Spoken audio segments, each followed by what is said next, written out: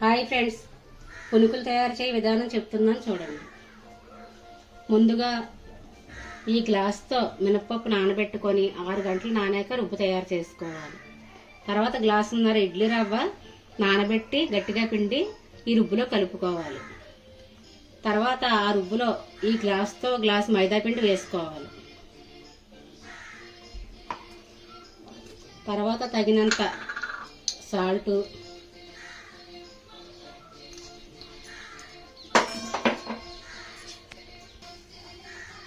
తిని సోడా,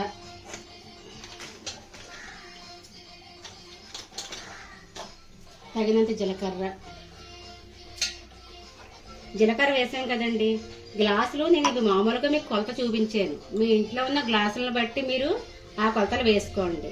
ఈ గ్లాస్ అంటే మీ గ్లాస్తో గ్లాస్ మినపప్పు వేసుకోవాలి. మీ దగ్గర ఉన్న గ్లాస్తోనే గ్లాసున్నర రవ్వ వేసుకోవాలి. అదే గ్లాస్కి పావు తగ్గించి మైదాపిండి వేసుకోవాలి. తర్వాత ఇదిగోండి కరివేపాకు, ఉల్లిపాయలు, పచ్చిమిర్చి, కొత్తిమీర ఇవన్నీ ఇలా కలుపుకోవాలి.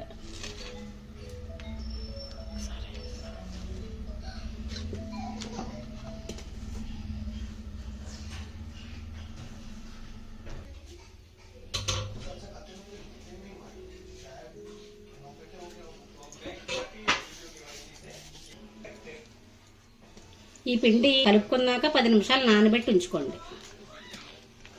ఈ పిండి కలుపుకునేటప్పుడు కొంచెం గమనించండి, మరీ పలచగా ఉండకూడదు, మరీ గట్టిగా ఉండకూడదు. గారెల రుబ్బు ఉంటుంది కదండి, అలా ఉంటే సరిపోతుంది. పలచగా కలుపుకున్నారంటే నూనె లాగేస్తుంది. దాన్ని బట్టి మీరు పిండి అడ్జస్ట్ చేసుకొని మీరు బోండాలు వేసుకోండి. చిన్న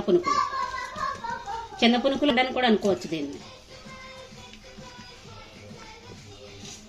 కలిపేసానండి. ఒక 10 నిమిషాలు నానబెడదాం. చిన్న పునుకులు వేస్తున్నాను చూడండి.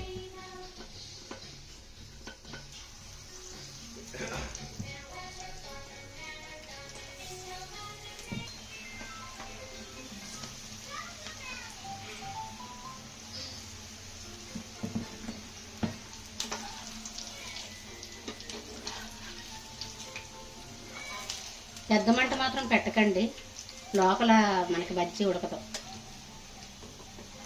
బోండా ఉడకదు.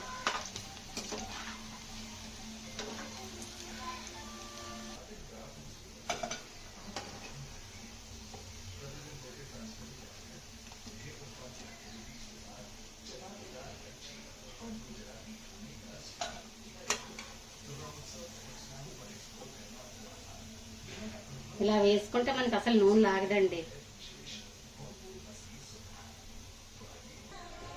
గుమగుమలాడే బోండా రెడీ అయ్యిందండి. కరివేపాకు పొడి, పల్లీ చట్నీతో తింటే బోండా చాలా టేస్ట్గా ఉంటుందండి. మన ఛానల్లో కరివేపాకు పొడి, పల్లీ చట్నీ రెసిపీ తయారు చేయ విధానం పెట్టామండి, చూడండి. బాయ్ ఫ్రెండ్స్, ఉంటానండి.